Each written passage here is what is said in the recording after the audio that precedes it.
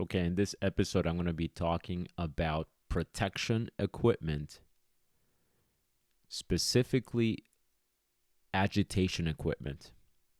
So, when we talk about protection training, obviously there is a wide range of things we can use for the purpose of protection training. That could range from a collar all the way to a leash to an agitation muzzle. So, I'm going to be talking about those because I've had some recent experiences that reminded me of some of the close calls I've had over the last several years as a result of faulty equipment.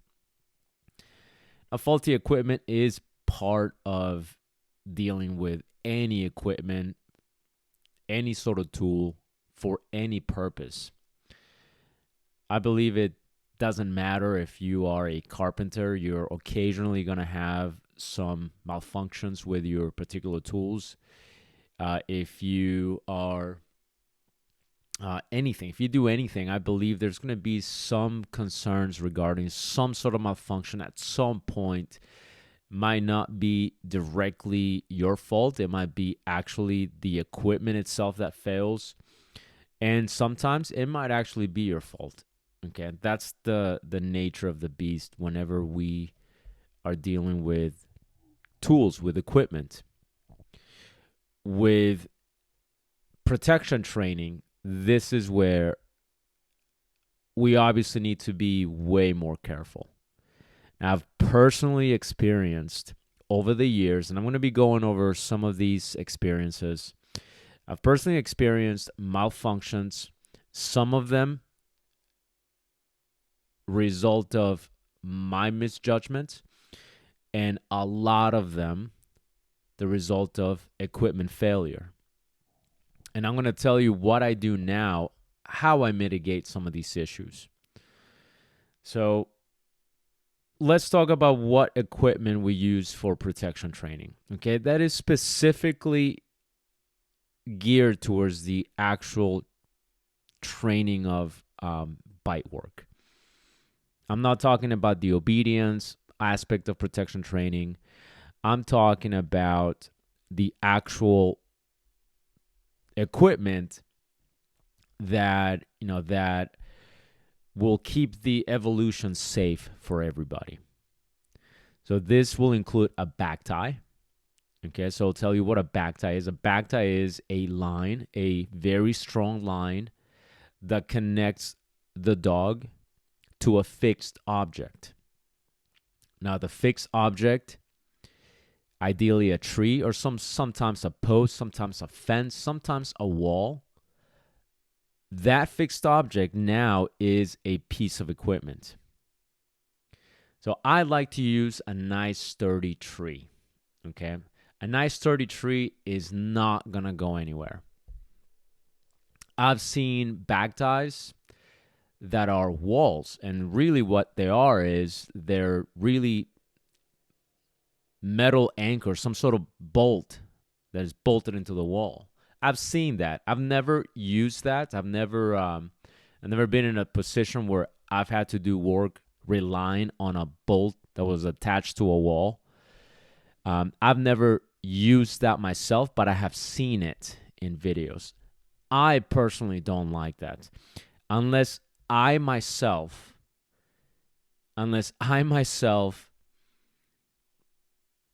put that bolt in the wall, okay, I'm not going to trust it.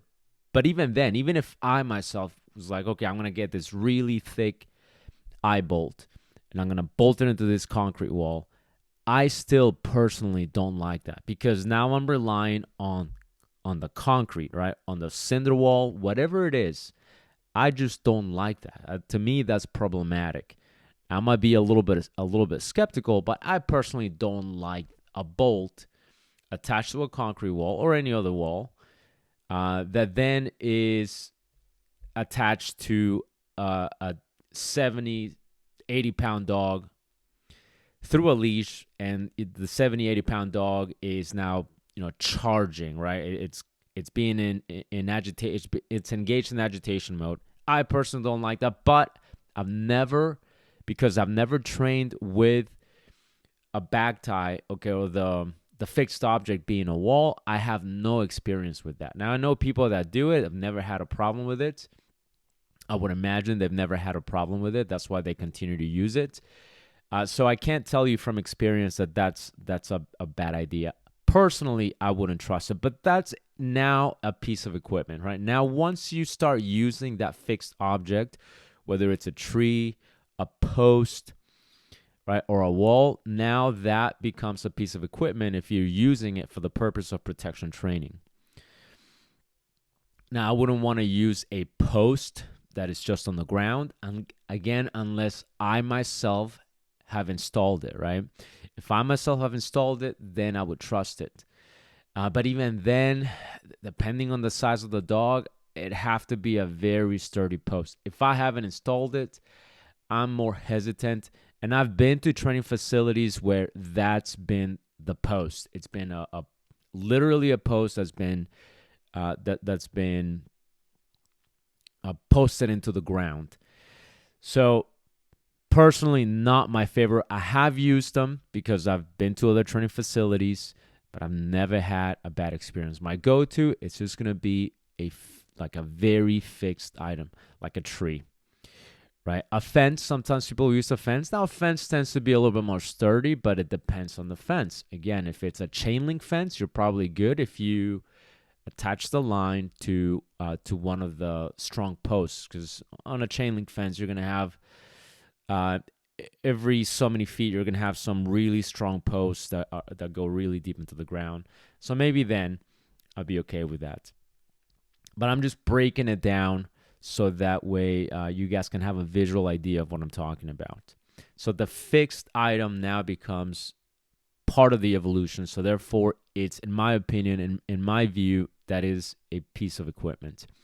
The next piece of equipment is a line that attaches the dog to the fixed object. This is where, I have seen some failures.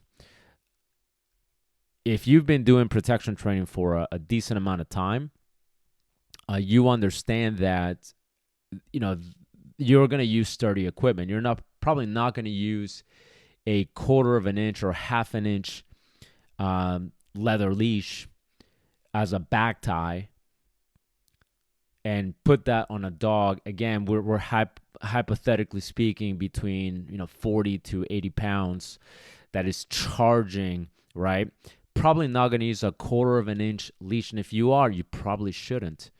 But that now is a piece of equipment that we have to pay attention to. I have seen bag ties break. I have experienced that. I have seen that. Not only experienced it, but I've also seen it. This is very problematic because this is now the thing that is keeping the helper, the decoy, safe, right? And if you're only using this very thin piece of equipment, this very thin leash, that's a problem.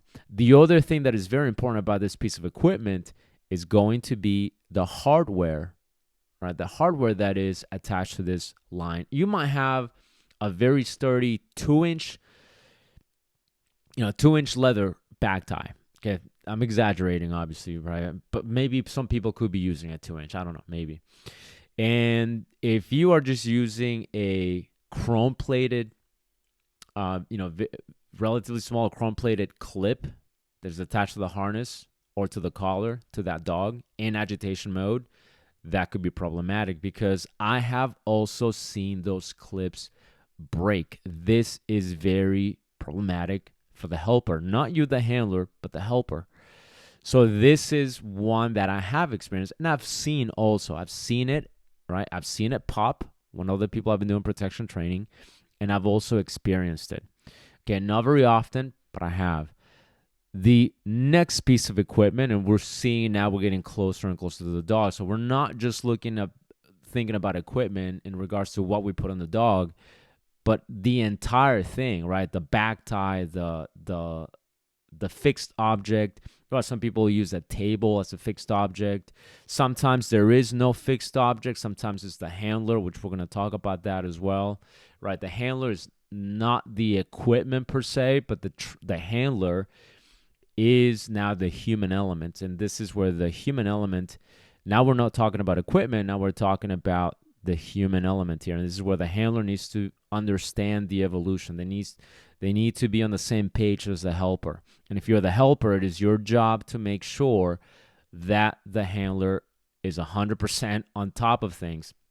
Miscommunication could be very, very painful. And I've been there myself. Okay, I've made that mistake myself. I'll give you a quick example, right? Whenever I work with somebody and I'm like, hey, I'm going to have you hold on to your leash. You're going to hold on to your dog. I'm going to have you post up.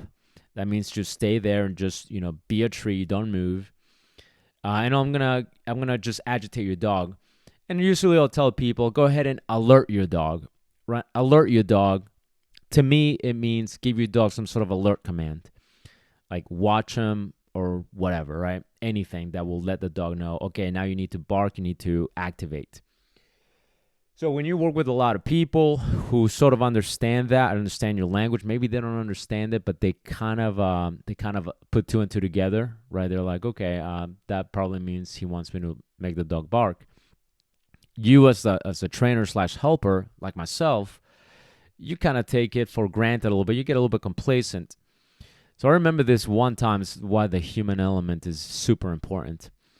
This guy I've never worked with before. I'm not putting the blame on him, by the way. I'm taking 100% responsibility for this. So this guy I've never worked with before. I'm evaluating his dog, and like I do on many occasions, I tell the guy, okay, hold on to your dog, post up, and I'm gonna then agitate your dog. Well, as we're doing this, I'm getting my equipment ready, right? So I'm not really holding anything, but he's ready to go. He's in his spot.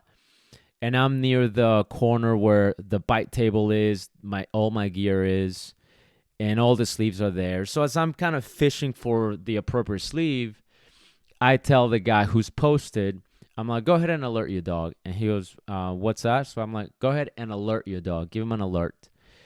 And as I'm still kind of fishing for the gear, I see this dog flying. Like he let his dog go. His dog is just charging at me. So I quickly got a sleeve, put it in front of me, right, between me and the dog. And it wasn't a good repetition. It was awful because the dog basically got jammed because he essentially ran into the table. There was no wiggle room, none of that. So I looked at the guy like, what are you doing? And he goes, oh, I'm sorry. I thought you meant to let him go. I said, no, alert you, dog. But I immediately realized I was not clear enough. Okay, so this was not an example of equipment failure. This is an example of the human element that went wrong. And that is 100% my responsibility. So this was a bit of an awkward situation. I didn't scream at the guy like I know some helpers would have, some trainers would have. I didn't do that. I'm like, no. I'm like, when I say alert your dog, then I explained to him what I meant. He was like, oh, okay. So we finished the session. Nobody got hurt. Nobody went to the hospital. Nobody was bleeding afterwards. But this was an instance in which I realized, okay, I had a bad session, a bad repetition here. And this reminded me that I need to be very, very clear because sometimes the handlers will not ask you for additional information. You have to, for whatever reason, maybe they don't want to seem like they're asking too many questions. They don't want to sound, they don't want to sound like they don't want to sound stupid. Maybe I don't know. For a number of reasons, handlers sometimes will not ask some questions. Sometimes they do. Sometimes they don't. But regardless of that, I reminded myself, that experience reminded me that I need to be clear and concise, and I need to make sure that we're 100% on the same page. But anyways, that example aside, let's go back to the equipment. So I've had line snap, I've had hardware snap. So as I continued on in my journey working with protection dogs, working with patrol dogs, I started to then have some criteria, right? So my criteria is, okay, if we're going to do any sort of agitation work, the clasp, the clip needs to be something pretty sturdy, pretty heavy, and or it needs to be brass, right? And even if it's brass, it can be like the little brass clips. It has to be something relatively sturdy, right? Relatively stout. So the reason that I like brass, and a lot of people that do protection work like brass, is the difference between brass and carbon-plated clasps is that the carbon-plated, the carbon chrome-plated, that's what I meant, the chrome-plated carbon clasps, when they reach their working load limit, they will snap. Whereas brass, when brass reaches its working load limit, it'll bend first. So it gives you a little bit of a saving grace. Not to mention that it's a more sturdy alloy. It's a more sturdy material. So I didn't mean to say alloy, but it's a more sturdy material than carbon, chrome-plated carbon clasps. And I've seen this time and time again. I've never really seen a brass clasp during agitation work. I've never really seen them snap, but the number of times that I've seen chrome-plated carbon clasps snap, I mean, that it's been more than a handful. So this is why my criteria became, okay, we're going to use something that has brass in it, right? And if it's not brass, it has to be something very, very sturdy, something pretty thick to make up for that.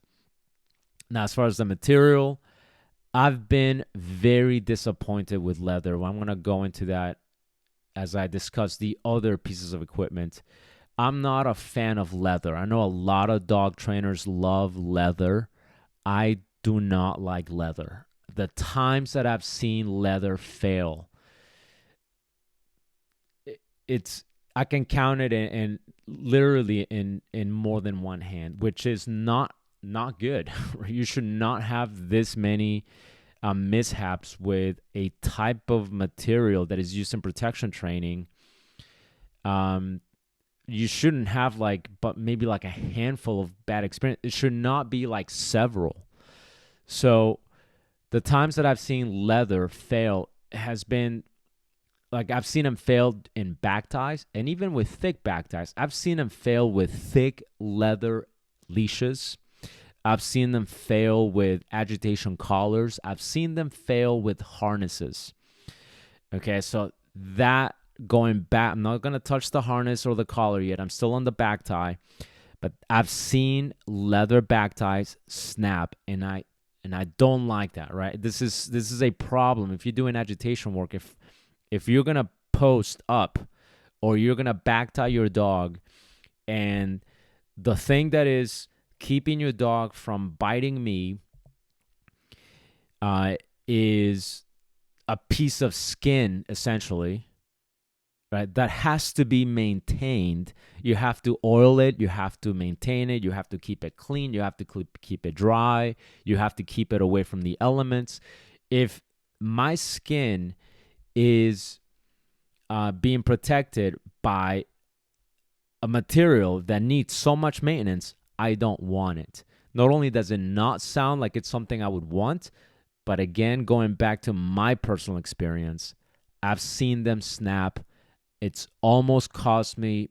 It's almost cost me dearly. I've almost gotten bit because of issues with leather, but more specifically leather leashes. Okay, during agitation work, if you want to use it for obedience, I don't have a problem with it. I have leather leashes, so I'm not anti-leather, but I just don't particularly like that it is a material that has to be maintained, babied, that I have to take care of it. Look, I'm all about taking care of your equipment, but if you leave a piece of leather, you happen to leave a piece of leather out in the elements for like a few weeks, and it's been rained on, it's been you've had really, really cold temperatures or really, really hot temperatures on it for like more than a couple of weeks. To me, that piece of equipment is now compromised. Again, if I'm going to use it for, as a belt, if I'm going to use it as a regular obedience leash, it's probably not a problem. But if I'm going to now use it for protection training, I discard it. I don't trust it anymore. If I find a piece of equipment that I happen to leave out, which it does happen, okay, that I happen to leave out, and it's been several weeks, I couldn't find this piece of equipment, and suddenly I find it out on the training field. If that is a piece of equipment for agitation work, I do not trust it. I don't use it because I've seen those break. So I do not trust them. Another reason that I don't like leather is they age like milk. It's not one of these things that, and I know people disagree with me. The big selling factor about, for leather, right? The big selling point for leather is, when the more you use it, the softer it gets, right? That's what they say. Yeah. Once you break it in, it gets really soft. It feels like butter in your hand. Well, yes, if you're using it for other things. Look, your holster for your gun, yeah, that can be leather. That's not a problem. It's going to get nice and comfortable with age. Your belt, your shoes, same thing. Your obedience leash, same thing.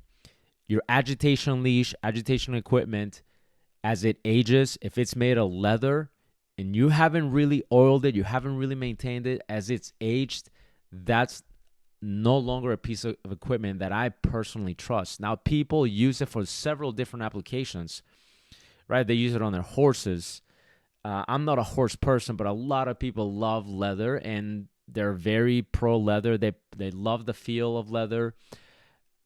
I have had too many bad experiences with leather equipment breaking, okay, almost costing me bites. So I cannot, from a personal perspective, say, yeah, leather is a great piece of equipment. So for me, a bag tie, I don't want it to be leather. Okay, I've seen too many of them snap. I've seen new pieces of leather, like new leash, right? Still has that new feel to it, snap. I've also seen aged leather leashes snap during protection work. I'm telling you, these are my experiences. Maybe you might be thinking, I've never had that happen, and that's great. I have, and for that reason, I do not like leather. So when I use a bag tie personally now, I have what I use now from a bag tie on my tree. So I have a bag tie area. It's on my tree. It's a big cedar tree, and the bag tie is it's a tow line. Okay, it's a 3-inch tow line that I've wrapped around my tree, and it has a pretty big clip on it, pretty big clasp on it. I trust that thing. That I don't need to baby it. I don't need to maintain it. I don't need to oil it and keep it clean and keep the dirt away from it. If you've seen a tow strap, you know those things are freaking sturdy. So it can handle like heavy equipment. I know it can handle just about any dog can put on there. Now, the next piece of equipment is going to be obviously the either agitation collar or the harness. So the agitation harness. I'm going to start with the harness. Now I'm going to talk a little bit about some of the experiences I've had. Some of these bad experiences, my own stupidity, where I learned the lessons here. Right, so I'll tell you about one. This happened in Afghanistan. I was in Afghanistan. We're working with dual-purpose dogs. I was the trainer there, and I was in Bagram at the time. So it was a small compound back when I was there. So I had teams coming in. This is not with the military. This is with contract dogs. So we get this dog. We are doing some a bunch of training, and then this one particular dog we needed to do a little bit of protection work with. It was a Malinois, female, nice Malinois, and I wanted to do some back tie work with her. I forgot exactly. I think we were working on the outs. I don't remember exactly, but look, okay, we're gonna use this pretty thick post. Check, right? That's pretty sturdy. That's not gonna go anywhere. We had a pretty sturdy line. Check. That wasn't gonna go anywhere. And then we needed a harness. So we have, in the contract, like we don't have all nice, beautiful equipment. So we have like a pile of equipment. And so I'm kind of fishing for some of the equipment. And I find this harness, this nylon harness. it was mostly like an ID harness. I don't know if you've seen those. They're like nylon. They have like the Velcro on the side where you can put the ID tags on it, like whatever you wanted to put on there, right? And then the front has like a strap that runs across it. So it's like a regular harness, but the front has like a strap that runs across the chest. It doesn't have the chest plate. It just runs across the chest. And I've seen a lot of harnesses like that. And so anyway, so I'm like, okay, this harness should work. We put it on the dog. We tighten it. We fit it to the dog. It's a Malinois. Because picture a Malinois, female, not tiny, but she is compact. And so I'm doing some agitation work. So I'm kind of doing a little bit of civil agitation. So no equipment. And I had a leash like, kind of to the side. So I'm doing a little bit of agitation work. The dog looks at me and it responds the way I want it to. And this definitely influenced the way I did equipment checks, the way I look at equipment when I do agitation work. So what happened was this dog literally jumped out of that harness. Very agile dog. Okay, Malinois, again, picture a compact, not small, not a pocket Mal, just a compact Malinois. Okay, Malinois are very agile, very flexible. So this dog, that little strap that ran across her chest, she picked up her front legs and somehow managed to squeeze out of that. And went right for me, right? So not the equipment, she went right for me. So of course, I was thankfully close enough to the sleeve that I was able to grab it and again just put it in front of me between the dog and me. Was able to get the dog, give me enough time for the handler to grab the dog immediately. But this was one of those experiences where this could have been bad. So this tremendously influenced my choice of equipment. So now I've had clients, I've brought their harnesses that they get, nylon harnesses. And I'm like, if it doesn't have a chest plate, I don't want to use it. If it doesn't cross the shoulders, it doesn't kind of go around the armpits, I don't want it. Okay, because I've seen people bring their harnesses with a little strap across. I'm like, I don't want to use that. I'm not going to use it. And they're like, oh, no, I've used it for protection. I'm like, I'm not using that because I've had a bad experience with harnesses like that. Now, maybe the odds of that happening again are not the highest, but I'm not going to take those chances because of the experience I had. Okay, so that right there altered my my SOP, so to speak, my standard operating procedure. So the next thing now with equipment, still about harnesses and back to leather, I don't trust leather harnesses. It's very difficult for me to trust them.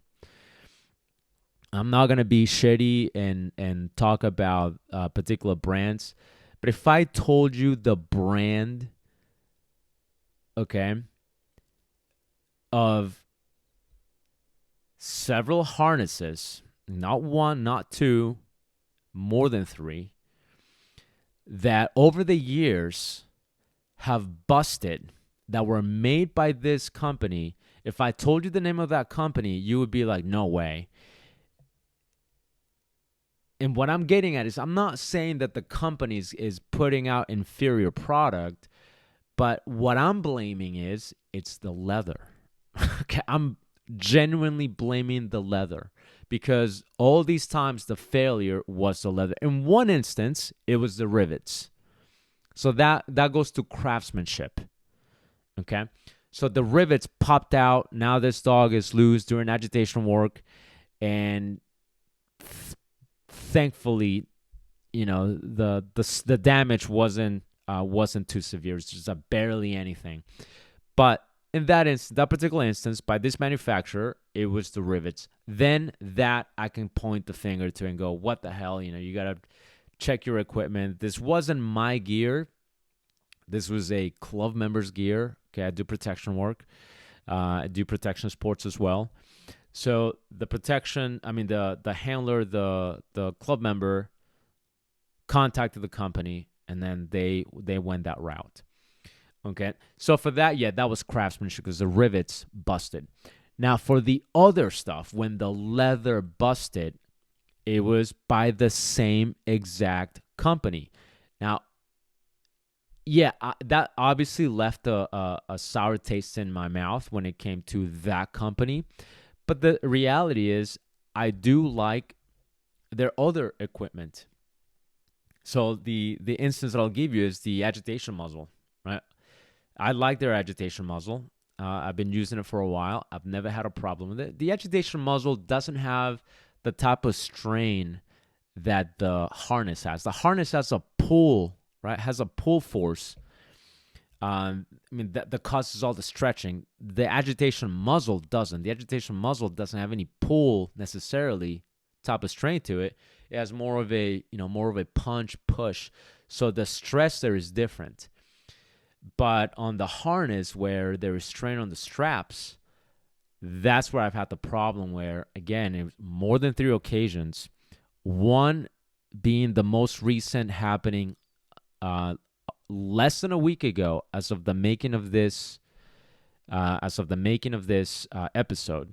Okay, less than a week ago, had another client with a brand new agitation harness, really nice, got the chest plate, nice leather, and then suddenly something didn't look right, and I'm like, hey, check your harness, it looks like something is loose. So he checked it, and I'm like, I mean, yeah, all the straps are where they belong. So I'm like, just doesn't look right. And so I look closely again, and the strap on the bottom of the chest plate that connected it to the straps on the back, so it was the strap that was underneath the dog essentially, busted. Right? So I'm like, there's a strap that just busted it. I was able to see it. So we stopped the training. He took the harness off, and that's what happened. The leather had busted, right? One of the leather straps had busted. So I've had it with leather. I just cannot trust it. I contacted, one of my friends, Josh Kirby. He sells equipment.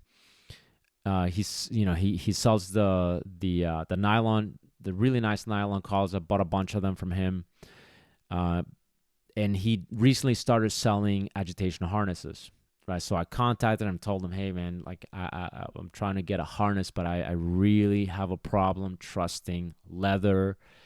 And, and I want to make sure this doesn't happen. I know you now sell harnesses, and they're made by the Amish. What's your take on it? So, I am gonna trust Josh. I'm gonna trust his judgment. I am going to kind of go back a little bit. I'm gonna revise. I'm gonna revisit my SOP in terms of equipment, and I'm gonna use this harness on a very strong, very powerful dog. So I'm buying this for a very powerful dog. Now, this is a very powerful dog. Fortunately, he's a young dog, so he's not a serious, man eater necessarily. He's just like this big goofball, very powerful. Okay. So I'm going to be using it on him. I'm going to test it. I mean, you can't beat the craftsmanship of the Amish. Okay. I have used other equipment made by the Amish, leather equipment made by the Amish, not for agitation purposes, but I've used other equipment made by the Amish. So I'm going to give this one a try. I'm not trying to put any pressure, on Josh. As a matter of fact, I'm hoping to be giving him a shout out on this episode. So I'm really excited for what they're producing together, right, with the Amish for this product. Seems nice, looks nice. So I'm going to give it a shot. Should I have the same experience? Now, here's the thing. I meant to say experience. I know I cut it pretty short. But here's the thing. Right? I've had a bunch of equipment in terms of harnesses fail. Right? but but but that doesn't mean that I've had other instances in which it's always failed. Okay, so over the several years, this is where I want to add this bit of a clause here to that, or clarification. So over the several years, okay, I've been working with protection dogs from the beginning of my career. So over 15 years now. Over those, 15 years from the very beginning, my first dog training schools, working with police dogs, I've used leather equipment for agitation work. Okay, so I have worked a lot of dogs, a lot of dogs. Um, Between the school that I went to, between working with the police dogs at the next company that I worked with, combining that with with the 18 months that I spent in Afghanistan. Okay, so more leather equipment used for patrol work, for agitation work, than with protection sports dogs that I've worked with. Here back in the U.S. So over these several years, I've worked with a lot of leather agitation equipment. Okay, so it's not to say that every single time that I have worked with leather, it's always failed. That would be countless of times. But out of the countless of times, so many dogs that I've worked with that have used leather, there has been enough of a pattern where when equipment does fail, the common denominator is it was made of leather. That's what I don't like. Okay, so I'm not saying that all pieces of leather are going to fail. It's just my choice. I'm not a fan of leather.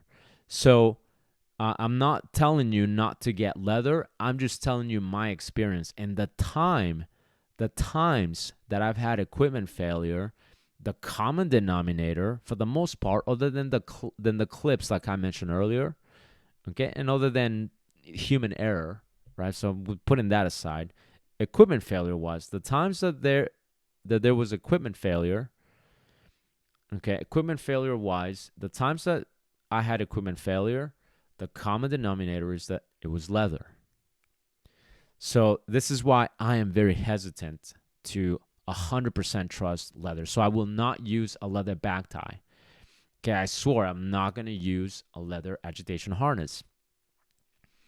But I am going with, I'm gonna do this one more time, and I think using it on this very powerful young dog. It's a big dog. Okay, using it on this very powerful young dog, I think this will be a good test of the craftsmanship and the quality of the leather that the Amish are using, okay? Because there's quality of leather as well.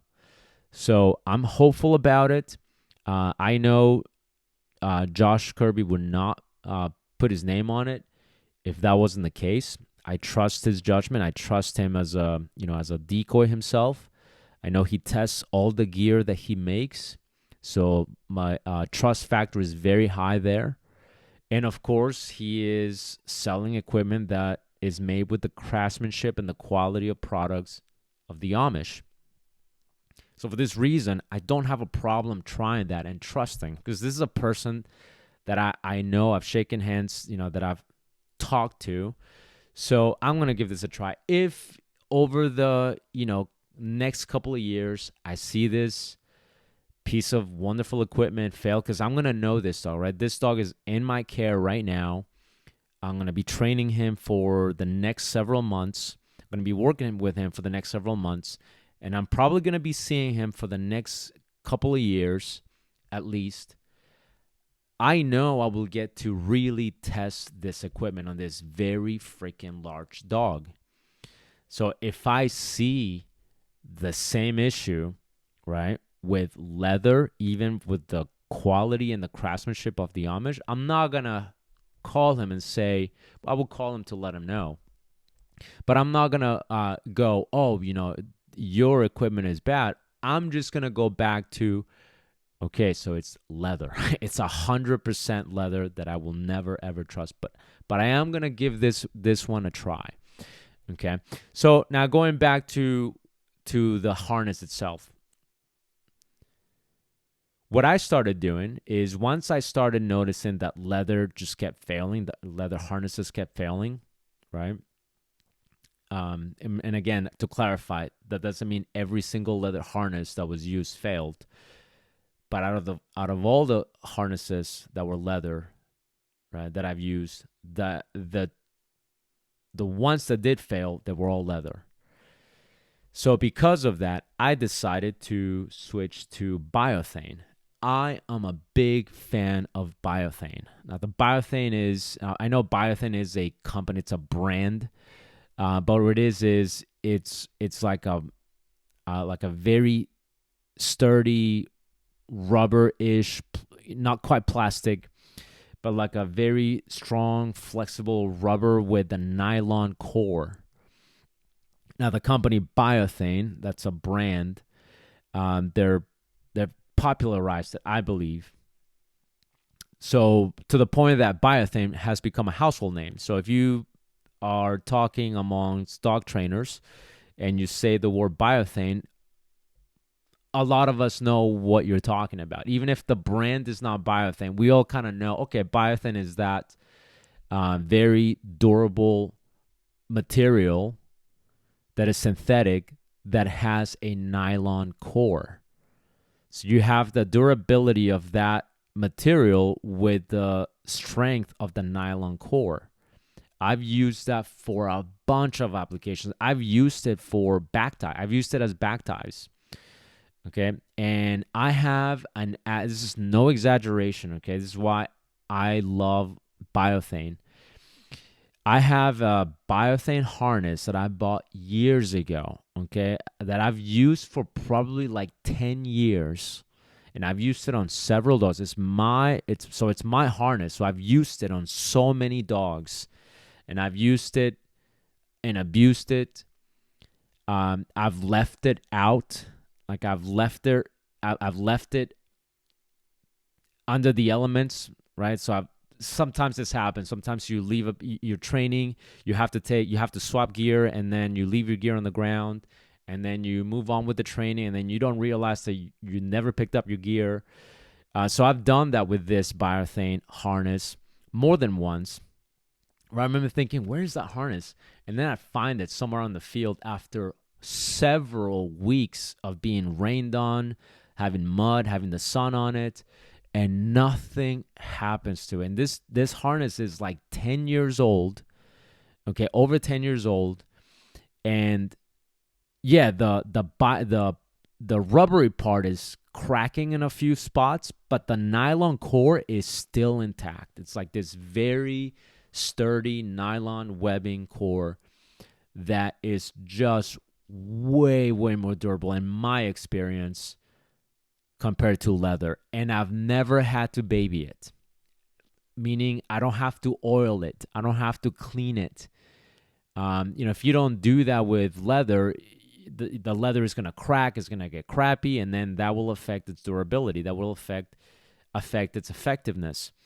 So the agitation harness made out of Biothane never had a problem with that, and it's still going strong. I still use it, no problems with it. So that harness, to me, and that material, to me, that's where the money is for me, okay? I trust Biothane 100%. Now, where Biothane equipment could go wrong, now it hasn't, but where I could see where it could go wrong is in the human factor, which is the craftsmanship. Okay, so like if it was made out of rivets and the rivets were not very durable and the rivets were to pop, or the stitching were to pop, that's not the Biothane itself. Now we're talking about the human element. But even with that, with this particular harness, I haven't had a problem with.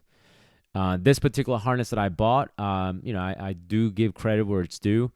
I got this harness again like over 10 years ago, and I got it from Elite Canine. So go to elitecanine.com. I don't have an affiliate program with them. There's no code,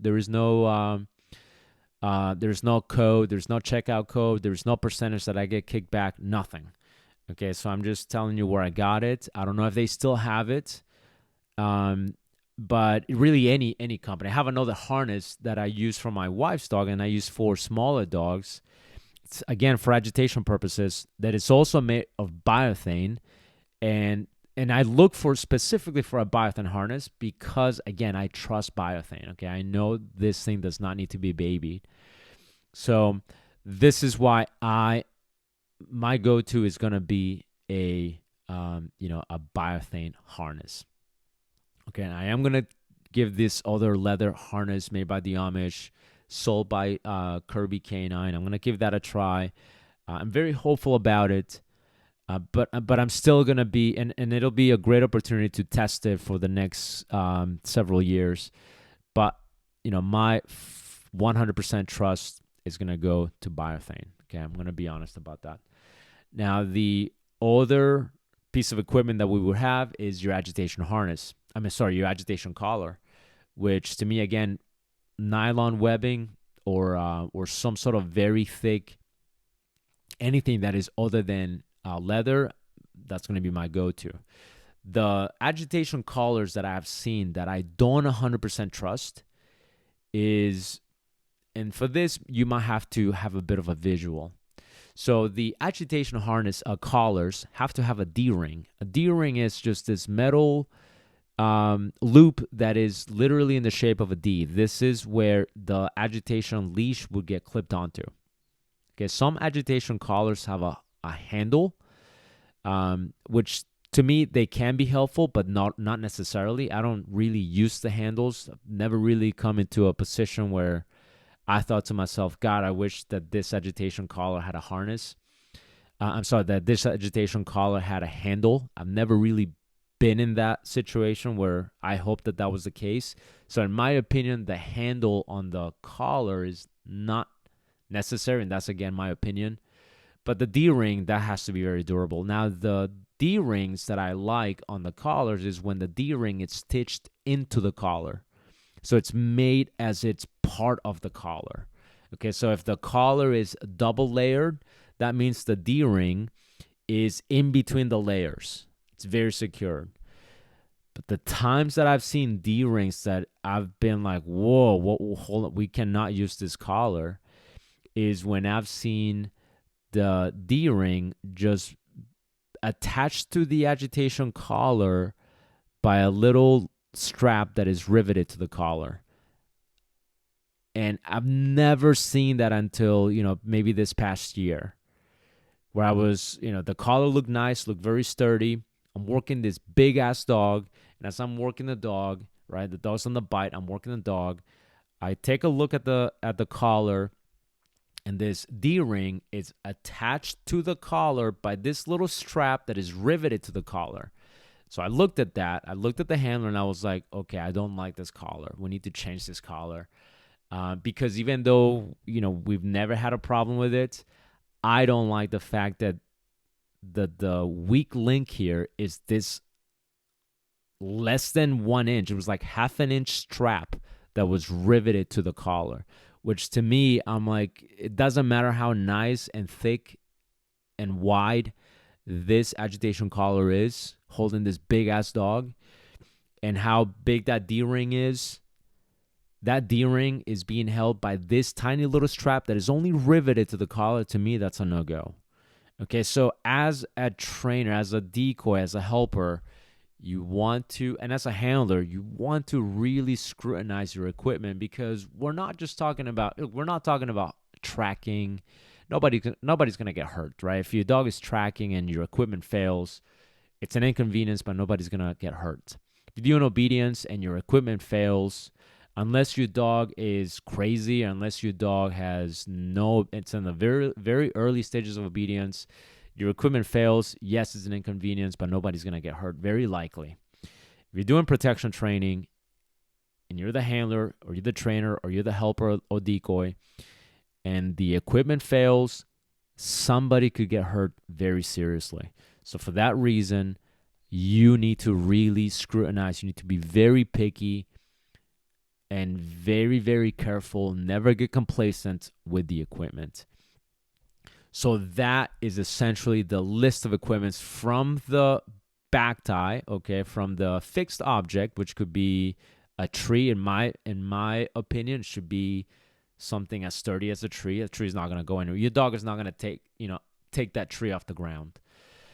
It needs to be something incredibly sturdy, especially if you're going to be training large dogs. The back tie needs to be sturdy, in my personal opinion, not leather, because of the issues that I've explained. The clasp, any sort of metal attachments need to be very, very thick and sturdy, and or brass, because again, if brass reaches its limit, it's going to bend before it snaps. And I've yet to see it snap. Your harness needs to be an agitation harness, cannot be an ID harness, cannot be a regular harness. It needs to be a harness specially made for agitation purposes. So it needs to have the nice big chest plate.